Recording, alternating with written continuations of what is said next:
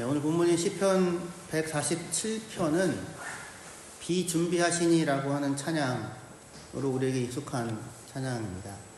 이따가 설교 끝나고 우리 설교 찬양으로 비준비하시니 찬양을 부를 텐데요. 147편이니까 시편은 총 150편으로 구성되어져 있거든요. 147편이니까 아주 마지막 부분에 있는 시편입니다. 시편은 비유적으로 말해서 시로 지어진 문학적인 성소다, 이렇게 이야기할 수 있어요. 역사 속에 많은 분들이 그렇게 표현을 했었습니다. 그래서 성전이에요. 말하자면 문학적 성전. 1편과 2편이 일종의 현관이라고 할 수 있거든요. 1편과 2편이라는 현관을 지나고 들어가면 3편부터 145편에 이르기까지 장대한 말씀의 성전 안에 우리는 들어설 수 있게 됩니다. 그리고 그 성소를 나가게 될 때 146편부터 150편까지 우리는 할렐루야로 시작하여서 할렐루야로 끝이 나는 5편의 시편을 마지막에 만나게 돼요. 이제 바로 146편부터 150편까지의 할렐루야 시편입니다. 그러니까 시편이라는 문학적 성소에 들어가서 우리는 하나님을 만나고 하나님을 예배하게 되는데, 그렇게 하나님을 만나고 하나님을 예배한 자들은 그 성소를 떠날 때 찬송으로 가득 찬 입술을 가지고 그곳을 떠나게 되는 거죠.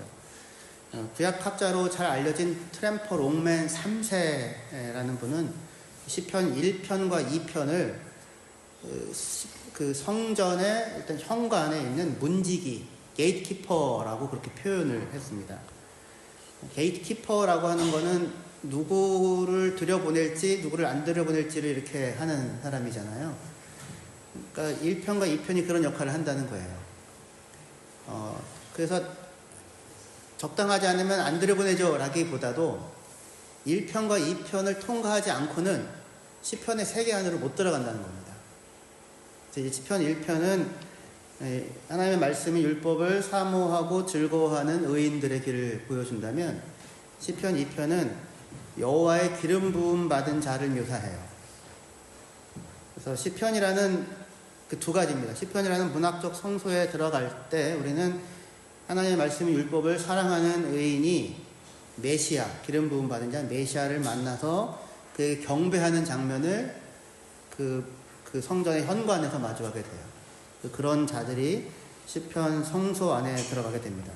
그러면 그 성소 안에서 우리는 고난과 아픔 가운데 하나님을 찾고 부르짖었던 여러 시인들의 기도 소리를 듣게 되고, 그 기도 소리에 응답하시고 그들의 도움과 구원이 되셨던 하나님을 그 안에서 발견하게 됩니다. 그리하여서 우리는 할렐루야로 시작하여 할렐루야로 끝이 나는 찬송을 부르면서 시편이라는 성전을 떠나서 다시 우리의 삶의 자리로 나아갈 수 있게 된다고 할 수 있을 거예요. 시편 147편은 그 가운데 이 마지막 부분에 있는 할렐루야 시편인데, 시편 147편은 하나님의 은혜로 포로에서 돌아온 이스라엘이 그가 베푸신 은혜를 기억하고 감격하며 하나님을 찬양하는 그런 내용을 담고 있습니다. 이 시편은 크게 세 가지 부분으로 이렇게 나누어지게 되는데요. 각 부분은 다 Praise the Lord라고 여호와를 찬양하라 라고 하는 1절, 7절, 12절에 여호와를 찬양하라, 여호와를 찬양하라, 여호와를 찬양하라고 하는 명령으로 나누어집니다. 그러니까 일종의 시그널이에요. 그 명령형으로 여기가 1절이야, 그 다음에 7절에 다시 Praise the Lord 해서 여기가 2절이야, 그리고 12절에 다시 Praise the Lord 해서 여기가 3절이야, 이렇게 시그널을 해놓고 그 내용들을 이렇게 전개하고 있습니다. 찬양하라, 노래하라, 찬송하라 라고 하는 이 명령에서 찬송, 우리의 대상은 누굽니까? 누구를 찬양하라고 하고 있어요? 여호와를, 여호와 하나님을 찬양하라고 하고 있습니다.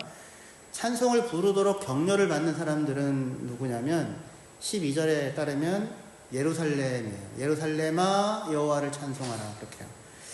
예루살렘아 여호와를 찬송하라 라고 할 때 여러분들이 이게 그 말을 들으면 무슨 생각이 드십니까? 예루살렘아 여호와를 찬송하라. 예루살렘과 나와 무슨 상관이 있느냐, 그런 생각이 들 수 있어요. 그래서 만일 램스타인아 여호와를 찬송하라 하면 어떻게 조금 마음에 와닿습니까? 카이저슬라우턴 샀는데 이것도 조금 그래요. 예루살렘보다는 조금 내 사는 부부 지역이니까 예루살렘이 아니라 램스타인 한인교회야 여호와를 찬양하라 이러면요. 네. 램스타인 한인교회요 여호와를 찬양합시다. 아멘. 아멘 할까요? 네. 램스타인 한인교회요 여호와를 찬양합시다. 램스타인 한인교회요 여호와를 찬양합시다. 할렐루야. 지금 그런 걸 하는 거예요. 예루살렘아 여호와를 찬양하라 할 때 이게 그 얘기를 듣는 사람들은 자기들 얘기인 겁니다. 그들을 향하여서 찬양하라고 외치게 됩니다. 근데 이거는 그렇게 찬송합시다라고 앞에서 선창하는 사람이나 그 요구를 받는 사람들 모두가 다 사실은 큰 기쁨과 감격 가운데 있는 거예요. 큰 기쁨과 감격 가운데 있기 때문에 찬양하라 얘기하고 그 얘기를 듣는 사람도 아멘 할렐루야 하면서 그 찬양에 동참하게 됩니다. 이 시편 147편이 예루살렘아 여호와를 찬송하라고 외칠 때 이 명령은 바벨론 포로에서 돌아온 이스라엘 백성 돌아와서 온갖 어려움 속에서도 예루살렘에서 마침내 성전을 재건하고 그곳에서 하나님을 예배하며 감격하지 않을 수 없는 사람들에게 이 시편이 주어지고 있는 거예요. 그래서 70인역이라고 하는 히브리어 성경을 그리스어로 번역한 그 성경에서는 이 시의 표제를 뭐라고 얘기하고 있냐면 학개와 스가랴의 할렐루야라고 되어져 있어요. 학개와 스가랴는 누구냐면 포로에서 돌아온 이스라엘 백성들에게 성전을 지으라고 격려했었던 선지자들이에요. 그래서 그리하여 그들의 격려에 의하여 성전이 지어지고 예루살렘에서 감격스럽게 하나님을 예배하게 되겠지요. 학개와 스가랴의 할렐루야 라고 얘기할 수 있어요. 그래서 지금 이 예루살렘의 여호와를 찬송하라 라고 하는 이 명령은 그런데 단순한 예루살렘은 지명이 아니라 사실은 무너졌다가 다시 세워진 성이고요. 폐허가 되었다가 다시 일으켜졌던 곳이고 버려졌다가 다시 찾아진 장소였습니다. 그렇기 때문에 예루살렘은 다만 이스라엘 땅에 있는 어떤 도시만을 가리키는 그 표현이 아니라 실패와 절망의 터널을 지나서 새로운 삶을 다시 시작하게 될 수 있는 그러한 이들의 치유와 회복의 상징으로 기능하고 있는 것입니다. 그렇기 때문에 예루살렘을 향한 이 부름은 다만 2500년 전에 포로에서 돌아온 이스라엘 백성들에게만 의미 있는 게 아니라 우리들 하나님을 떠나서 소망 없이 살다가 예수를 믿고 하나님과 관계를 회복하게 된 자들, 그래서 그분의 은혜 안에서 새롭게 삶을 살게 된 우리 모두를 향한 의미 있는 부름이 예루살렘아 여호와를 찬송하라 라고 하는 부름이라고 할 수 있습니다. 이따가 나중에 우리 찬양 부를 텐데 예루살렘아 여호와를 찬송하라 할 때 여러분들의 이름을 넣어서 부르면 되는 거예요. 자기를 향해서. 시편 147편은 이렇게 시작됩니다. 1절부터 보시면 할렐루야 우리 하나님을 찬양하는 일이 선하며 찬송하는 일이 아름답고 마땅하도다. 여호와께서 예루살렘을 세우시며 이스라엘의 흩어진 자들을 모으시며 상심한 자들을 고치시며 그들의 상처를 싸매시는도다. 1절에 보시면 우리 하나님을 찬양하는 일이 기쁘고 즐겁고 행복한 일이다 이렇게 얘기하고 있어요. 그 사람은 뭔가를 자랑하고 싶은 것이 있을 때, 자랑하고 싶은 것을 경험했을 때 그것을 말하지 않을 수 없게 됩니다. 그리고 그것을 말하는 건 굉장히 기쁘고 즐겁고 행복한 일이에요. 이번에 저희 교회에서 이제 코스테 2가정, 저희까지 보면서 3가정 참여했잖아요. 그러시더라고요. 목사님, 더 내년에는 더 많이 광고해가지고요. 더 많이 데려왔으면 좋겠어요. 너무 좋아요. 너무 좋아요. 그렇게 얘기를 하더라고요. 아마 밥 먹으면서 여러분들한테 많이 얘기할 거예요. 너무 좋다고, 꼭 가자고.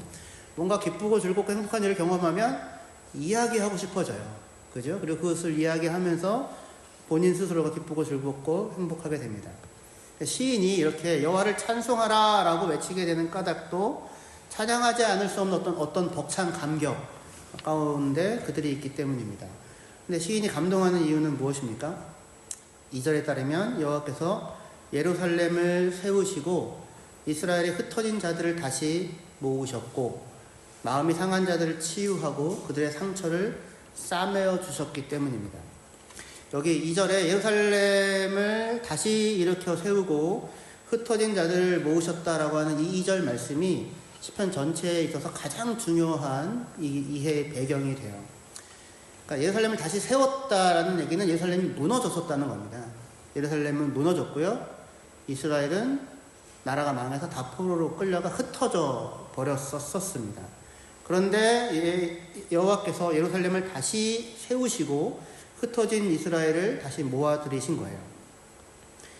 북왕국 이스라엘은 721년에 나라가 망해서 다 흩어졌었고요.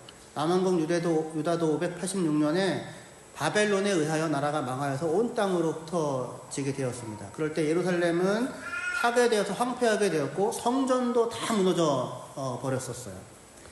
나라가 망했고 전쟁의 소용돌이 속에서 많은 이들이 사랑하는 사람들을 잃게 되었습니다. 가족들은 뿔뿔이 흩어져서 생사 여부를 알 수 없는 가운데 어디인지도 모르게 끌려간 그곳에서 이들은 살아가야만 했었습니다. 흩어진 땅에서 디아스포라로 살면서 그들은 자신들이 맡게 된 이 현실을 어떻게 받아들일 수 있었을까요? 천지 만물을 창조하신 하나님이 그들의 하나님인데, 그리고 이집트라고 하는 세계 최강국에서 자신들을 건져서 구원하시는 하나님이 그들의 하나님인데, 그런데 어떻게 하나님의 백성인 자신들이 이렇게 망하여서 나라도 없이 온 땅으로 흩어지게 되었단 말인가, 이런 생각을 하지 않을 수 없었을 거예요. 3절에서 그런데 3절은 하나님께서 마음이 상한 자를 고치고 상처를 싸매시는 분이라고 말합니다. 이 말은 무슨 말이냐면 이스라엘의 마음이 상하고 그리고 그들이 상처투성이가 되었다라고 하는 사실을 전제하는 거죠. 나라가 망했는데 어떻게 그렇지 않을 수 있겠습니까? 우리 한국도 이제 이전에 일본에 의하여 나라가 망하여 국권을 빼앗기고 나라가 망했을 때 얼마나 고통스럽고 아픈 시간을 지나가야만 했었습니까? 그런데 시편 147편은 여호와께서 예루살렘을 다시 세우시고 이스라엘의 흩어진 자들을 다시 모으셨다고 그렇게 말합니다. 그리고 그 과정에서 부서지고 깨어진 마음을 치유하시고 상처투성이의 삶을 다시 싸매어 주셨다고 그렇게 말씀하고 있어요. 이 포로로 흩어진 기간은 한 50년 정도 됩니다. 물론 그 이후에 포로로 흩어진 이후에도 안 돌아오고 낯선 땅에서 계속 사는 사람들이 있는 거죠. 일이 있을 수 있지만, 그렇지만 공식적인 포로 기간은 586년에 바벨론에 의하여 나라가 망하고 한 50년쯤 되었을 때 페르시아의 왕 고레스가 고레스 칙령을 발표하면서 이스라엘 백성들이 다시 자기 땅으로 돌아올 수 있게 되었어요. 역사적으로는 페르시아가 바벨론을 무너뜨렸기 때문에 돌아올 수 있는 기회가 생긴 것이 맞지만, 하지만 흩어졌던 이스라엘 백성들은 그것을 행하신 분이 자신들의 하나님이라고, 하나님께서 이 일을 행하셨다고 그렇게 알고 있습니다. 그렇게 여기었습니다. 그리하여서 시편 147편의 찬양은 이렇게 이어지게 돼요. 147편 4절 5절이요. 그가 별들의 수요를 세시고 그것들을 다 이름대로 부르시는도다. 우리 주는 위대하시며 능력이 많으시며 그의 지혜가 무궁하시도다.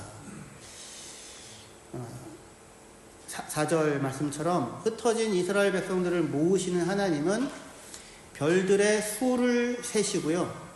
그리고 그것들을 다 이름대로 부르시는 분이십니다. 여러분들 가운데 어떻게 별들의 수를 세실 수 있는 분이 계십니까? 당시의 사람들에게 있어서 별들의 수를 셀 수 있다라고 하는 것은 사람의 한계를 벗어난 신적인 영역의 일이라 그렇게 생각을 하고 있었습니다. 더욱이 4절에서 하나님은 별들의 수를 셀 수 있는 분이라고 했는데, 사실은 이 말은 별들의 수를 정하시는 분이라고도 번역할 수 있어요. 그래서 영어 성경 ESV는 He determines the number of the stars 이렇게 번역합니다. 그러니까 만들어져 있는 별들을 하나님이 이렇게 하나하나 세신다는 뜻이 아니고요. 별을 누가 만드셨어요? 하나님이 만드셨잖아요. 하나님이. 별들의 숫자를 누가 정하신 거예요? 하나님이 정하신 거예요. 하나님이.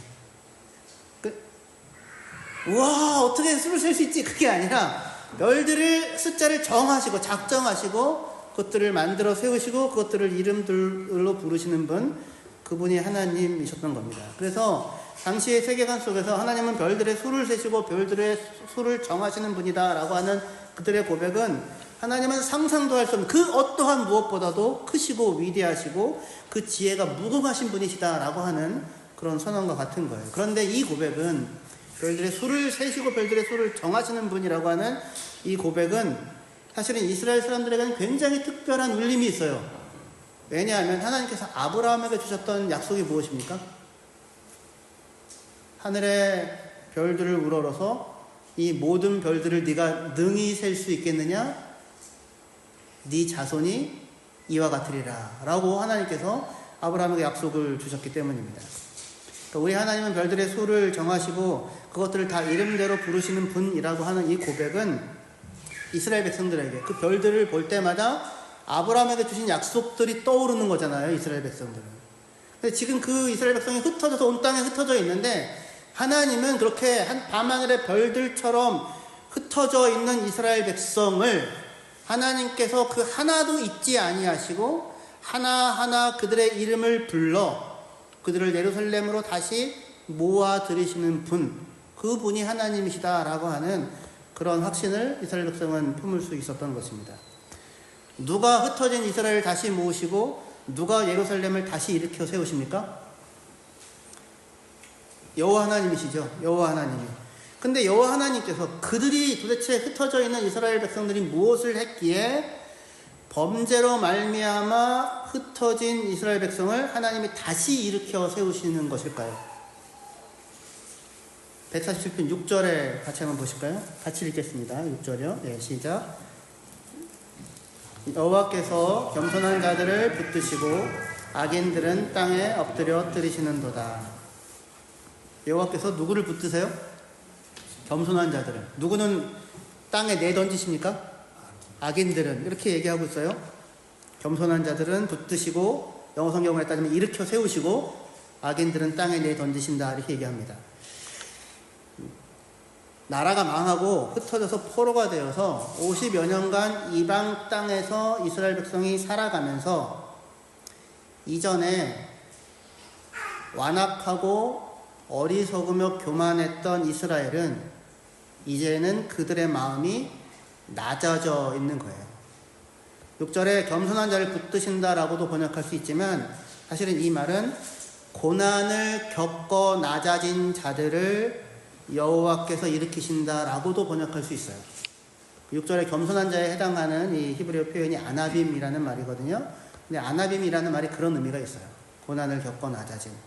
가난한 자, 비천한 자, 억눌린 자, 고난을 당하는 자, 온유한 자 등등으로 번역되어지는 말이고 팔복에서 예수님이 심령에 가난한 자는 복이 있나니라고 할 때 그 가난한 자가 이 아나빔의 번역어라고 할 수 있어요. 고난을 겪은 모든 이들의 마음이 낮아지는 건 아닐 거예요. 하지만 고난 없이 마음이 낮아지는 사람은 없는 것 같아요. 근데 이스라엘 백성은 고난을 겪으며 마음이 낮아집니다. 나라가 망하여서 포로로 끌려가 흩어지기 전에 이스라엘 백성들은 어리석었고 완악했으며 목이 곧은 교만한 자들이었어요. 이 어리석음과 완악함과 교만함은 세트예요. 세계 항상 같이 다닙니다. 교만하고 고집이 센데 어리석은 거예요. 그런데 그런 그들을 악한 자들이라고 얘기할 수 있는데 그런 그들을 하나님은 땅에 던져 엎드려 트리십니다. 그리고 그로 인해 그들은 50여 년의 세월 동안 고난과 상처와 아픔 속에서 미래에 대한 소망도 없이 살아가야 했어요. 그런데 그렇게 이방 땅에서 고난 가운데 마음이 상하고 낮아진 그들을 하나님께서 긍휼과 은혜로 찾아가시는 거예요. 왜냐하면 그들이 그 마음이 낮아진 그 자리에서 하나님의 긍휼과 구원을 사모하며 바라보았기 때문입니다. 그리고 그렇게 하나님의 마음이 낮아진 자리에서 하나님의 긍휼과 구원을 사모하며 바라보았을 때 하나님은 그들의 이름을 하나하나 불러서 그들의 마음을 어루만지고 그들의 상처를 싸매어 주고는 그들을 다시 예루살렘으로 모아 그곳에서 성전을 짓고 하나님을 예배할 수 있게 하셨습니다. 돌아와서 하나님을 예배하면서 그러니 그들은 어찌 감격하지 않을 수 있겠으며 어찌 하나님을 찬양하지 않을 수 있겠습니까? 그래서 이어지는 찬양이 이렇게 됩니다. 7절부터요. 감사함으로 여호와께 노래하며 수금으로 하나님께 찬양할지어다. 그가 구름으로 하늘을 덮으시며 땅을 위하여 비를 준비하시며 산에 풀이 자라게 하시며 들짐승과 우는 까마귀 새끼에게 먹을 것을 주시는도다. 여호와는 말의 힘이 세다 하여 기뻐하지 아니하시며 사람의 다리가 억세다 하여 기뻐하지 아니하시고 여호와는 자기를 경외하는 자들과 그의 인자하심을 바라는 자들을 기뻐하시는도다. 그렇게 말씀합니다. 8절에 하나님은 구름으로 하늘을 덮으시고 땅을 위하여 비를 준비하시는 분이라고 소개됩니다. 이스라엘은 지중해성 기후거든요. 그래서 우기와 공기가 매우 뚜렷합니다. 10월 말이나 11월 초에 이른 비가 내리기 시작해요. 우리 지중해 여행하시는 분들은 그 전에 가셔야 됩니다. 11월 첫 주까지 아슬아슬하게 괜찮을 수 있어요. 그리고 나서 우기가 시작됩니다. 이른 비가 오고 12월에서 2월 사이가 우기가 이어져요. 그러니까 말하자면 겨울철이 우기예요. 그리고는 3월이나 4월에 늦은 비, 마지막 비가 오면 다시금 건기가 시작이 되는 거예요. 근데 8절이 얘기하듯이 비가 와서 산에 풀이 자라나기 시작한다는 거는 건기가 끝이 나고 이른 비가 오고 그래서 풀이 자라나므로 이제 밭을 갈고 씨를 뿌릴 수 있는 시기가 다가온다라고 하는 사인이 되는 거예요. 이것은 무슨 얘기냐면 포로기에 그 바싹 마른 고난의 시기가 이제 마침내 끝이 나고 마침내 이른 비가 와서 내일에 대한 소망을 가지고 씨를 뿌릴 수 있는 그런 시기가 오기 시작했다라고 하는 그런 것을 의미하는 일종의 그림 언어라고 할 수 있습니다. 하나님께서 비를 준비하여서 이제 내리시는데 그로 인하여서 들짐승과 우는 까마귀 새끼까지도 먹을 것을 먹게 된다. 9절이 그렇게 얘기합니다. 왜 하필이면 우는 까마귀 새끼일까요? 까마귀는 이스라엘 백성들이 먹을 수 없는 부정한 짐승이거든요. 그런데 당시 사람들이 생각할 때 까마귀는 자기 새끼를 잘 돌보지 않는다는 그런 통설이 있었습니다. 왜 그러냐면 까마귀 새끼의 그 꽉꽉 하는 그 울음이 왜 울겠어요? 먹을 것 좀 달라고. 그러니까 엄마 까마귀가 자기 새끼를 제대로 돌보지 않는다 이렇게 생각할 수 있는 거죠. 그래서 까마귀에 대해서 자기 새끼도 잘 돌보지 않는 자라고 하는 그런 통설을 갖게 되었습니다. 그런데 하나님은 그런 까마귀로 나중에 엘리야도 먹이시잖아요. 그러니까 이건 사실 놀라운 일인데요. 근데 하나님은 이방 땅에 흩어져서 마치 버려진 것 같이 잊혀진 것 같이 살아온 이스라엘 백성을 잊지 않고 기억하시고 그들을 그 땅에서 되찾아 돌아오게 하시는 은혜의 비를 내리심으로 그들에게 다시 파종할 수 있다고 하는 미래를 향하여 나아갈 수 있다고 하는 그런 소망을 갖게 하셨던 것입니다. 이전에 이스라엘 백성들은 말의 힘을 10절에 얘기하는 것처럼 말의 힘을 의지하고 자기의 세력을 어떻게든지 강하게 하는 것이 살 길이라고 생각하여서 애를 썼었습니다. 하지만 지금 이스라엘 백성들은 하나님을 의지하고 그의 긍휼과 사랑을 사모하는 자리에 그것만이 자신들의 소망이라고 생각할 수 있는 자리에 서게 된 거예요. 그 자리에 서 있는 이스라엘 백성들을 하나님은 기뻐하셨고 그들을 다시 불러 모아 예루살렘에서 그들을 다시 일으키셨던 것입니다. 그리하여 시인은 예루살렘을 향해 내 하나님을 찬송하라 라고 외치게 돼요. 12절부터입니다. 예루살렘아 여호와를 찬송할지어다. 시온아 내 하나님을 찬양할지어다. 그가 내 문빗장을 견고히 하시고 내 가운데에 있는 너희 자녀들에게 복을 주셨으며 내 경내를 평안하게 하시고 아름다운 밀로 너를 배불리시며 그의 명령을 땅에 보내시니 그의 말씀이 속히 달리는도다. 눈을 양털같이 내리시며 소리를 재같이 흩으시며 우박을 떡부스러기 같이 뿌리시나니 누가 능히 그의 추위를 감당하리요. 그의 말씀을 보내사 그것들을 녹이시고 그의 바람을 불게 하신즉 물이 흐르는도다. 13절에 말씀하시는 것처럼 하나님께서 예루살렘의 문빗장을 견고하게 하시고요. 그 안에 사는 이들에게 복을 주셨습니다. 그리하여 예루살렘이 평화의 성읍, 샬롬이 가득한 성읍이 되었고요. 밀도 추수하여서 이제 먹거리가 넘쳐납니다. 그러니까 이른 비, 늦은 비가 내리고 밀이 자라서 추수를 하게 되는 거거든요. 그 한 사이클이 지나가는 거예요. 끝나지 않을 것 같은 겨울이 갔고요. 16절, 17절처럼 우박, 얼음, 설이 그런 것들이 가고요. 18절에 얘기하는 것처럼 그리하여 얼음이 녹고 물이 흐르는 봄이 오게 됐어요. 그런데 여기 중요한 내용은 뭐냐면 시인은 그 겨울의 눈과 떡부스러기까지 뿌려지는 우박과 재처럼 흩뿌려지는 그 서리를 내리게 한 것이 하나님의 말씀이었다고 이야기합니다. 15절에 그의 명령을 땅에 보내시니 그의 말씀이 속히 달리는도다. 그리고는 우박과 눈과 서리가 내리게 돼요. 겨울의 추운 겨울철이 고난의 시절이 오는 거죠. 그의 말씀을 땅에 보내자 그 말씀이 속히 달리는도다. 그리하여 겨울의 추운 겨울이 오게 되었는데 그뿐 아니라 겨울을 끝내고 눈과 얼음을 녹게 하는 것 또한 다른 어떤 것이 아닌 하나님의 말씀이라고 얘기합니다. 147편 18절이요. 여기 같이 한번 읽어볼게요. 18절 네, 시작. 그의 말씀을 보내사 그것들을 녹이시고 그의 바람을 불게 하신즉 물이 흐르는도다. 말씀을 보내어 겨울이 오고요.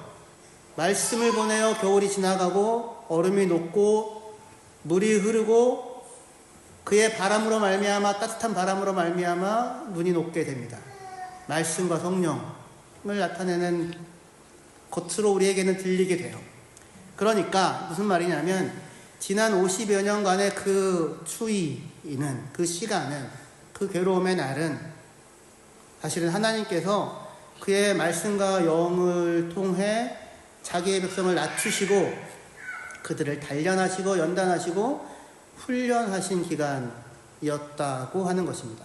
마치 출애굽하여서 2년 만에 그들이 가나안에 들어가려고 하였으나 준비되지 않은 이스라엘 사람들이 가나안에 들어가기를 거부하자 하나님께서 38년 동안 그들을 광야에서 훈련하시면서 만나를 주시고 그들의 마음을 낮추시고 그들을 단련하셨던 기간과 같은 기간이었다고 할 수 있을 것입니다. 50년이에요. 제가 50이 좀 넘었거든요. 마음이 조금 낮아집니다. 다시 올라오고요. 다시 낮아지고 다시 올라오면 다시 낮아지고 하는데 우리가 하나님의 사람으로 빚어지는 거는 어떤 능력의 조음의 기도를 한번 딱 세게 받는다거나 아니면 누군가의 대단해 보이는 간증을 듣고 그것에 감동한다고 되어지는 것이 아닙니다. 이번에 저희가 코스타에 갔다 왔는데요. 거기서 여러분들의 그 많은 그 주옥 같은 말씀과 그 다음에 정말로 이런 드라마가 있을까라고 하는 그런 하나님의 역사하심에 대한 간증을 듣게 돼요. 그건 그분들이 겪은 겨울과 봄이죠. 누가 기도 한번 해준다고 해서 이렇게 우리 도면 형제한테 제가 이렇게 하나님 아버지 도면 형제의 연약한 믿음을 강하게 하여 주시고 그리하여 굳건한 대장부 같은 믿음으로 앞으로 평생 살게 하옵소서. 물론 그런 마음으로 제가 기도할 수 있어요. 아멘이십니까? 아멘. 네. 그 마음, 그런 믿음이 지금 생겼습니까? 그렇게 안 돼요. 그렇게 안 돼. 하나님이 사람의 마음을 조작하지 않으세요. 하나님이 얼마나 원하시겠어요. 그 어리석고 완악하고 교만한 마음이 낮아지고 간절히 하나님을 사모하고 기다리고 하나님의 은혜와 긍휼을 그런 마음이 생겨나기를 얼마나 하나님이 원하시겠어요. 누구보다도 원하시는 분이 하나님이시잖아요. 근데 그 일이 우리의 삶에 일어나기에 이스라엘 백성 같은 경우에 50년의 시간이, 광야에서 38년의 시간이 필요하더라고요. 고난 가운데 낮아져야 하더라고요. 그 모진 눈보라가 지나야 하더라고요. 고난을 겪는다고 다 마음이 낮아지고 가난해지지 않지만, 하지만 이런 고난의 시간 없이도 마음이 낮아지고 하나님을, 말들의 힘과 자기의 다리의 힘을 의지하는 것을 놓아두고 오직 하나님을 앙망하기까지 그 시간들이 반드시 필요하더라고요. 그래서 우리를 진정으로 변화시키는 것은 다른 무엇도 아니라 하나님의 말씀이고, 그 하나님의 말씀이 우리에게 들릴 수 있게 하는 하나님의 일하심인 것입니다. 그 말씀이 들려야 하죠. 어느 날 어느 순간에 우리를 낮추시고 우리를 단련하시며 우리를 세워가시는 하나님 자신이 우리 삶 가운데 우리를 변화시켜 가십니다. 그러니 겨울이라고 삶이 고달프다고 너무 놀라지 마시기를 바랍니다. 우리는 지금 그 과정을 지나가고 있습니다. 겨울이 길고 건기가 끝나지 않을 것 같다고 하여 절망하지 마시기 바랍니다. 그 겨울과 건기 또한 우리를 다루어 가시는 하나님의 다스림 가운데 놓여 있기 때문입니다. 우리는 이 모든 시련과 고난을 넘어 영광스러운 예수 그리스도의 교회로, 그의 신부로 그분 앞에 세워지는 새 예루살렘이 될 거예요. 새 예루살렘, 우리를 교회를 향하여 새 예루살렘이라고 부릅니다. 계시록 21장 2절부터 보시겠습니다. 또 내가 보매 거룩한 성 새 예루살렘이 하나님께로부터 하늘에서 내려오니 그 준비한 것이 신부가 남편을 위하여 단장한 것과 같더라. 새 예루살렘 성이 하늘로부터 내려오거든요. 교회를 얘기하는 겁니다. 3절에요. 내가 들으니 보좌에서 큰 음성이 나서 이르되 보라, 하나님의 장막에 사람들과 함께 있음에 하나님이 그들과 함께 계시리니 그들은 하나님의 백성이 되고 하나님은 친히 그들과 함께 계셔서 모든 눈물을 그 눈에서 닦아주시니 다시는 사망이 없고 애통하는 것이나 곡하는 것이나 아픈 것이 다시 있지 아니하리니 처음 것들이 다 지나갔음이로라. 아멘. 그냥 눈물 없이, 애통 없이, 곡하는 것 없이, 아픔 없이 처음부터 하나님이 그런 것 없이 주시면 되지 않은가, 그런 생각이 들 수 있을지도 모르겠는데, 하지만 애통과 곡하는 것과 아픔과 눈물을 지난 뒤에야 우리는 그것이 없는 것이 무엇인지를 알게 됩니다. 무엇이 진정한 힘이고, 무엇이 진정한 복이고, 무엇이 진정한 은혜인지를 그때 비로소 알게 됩니다. 힘이 하나님이 아니라, 내 손에 쥐고 있는 것이 하나님이 아니라, 내 눈에 보이는 분이 하나님이 아니라, 북풍 한서를 내시는 분도 하나님이시고, 그리고 말씀을 보내어 우리에게 새로운 봄날을 허락하시는 분 또한 하나님이십니다. 그러니 그분을 믿고 신뢰하심으로 날마다 하나님과 동행하시는 저와 여러분들 되시기를 주의 이름으로 축원합니다. 기도하시겠습니다.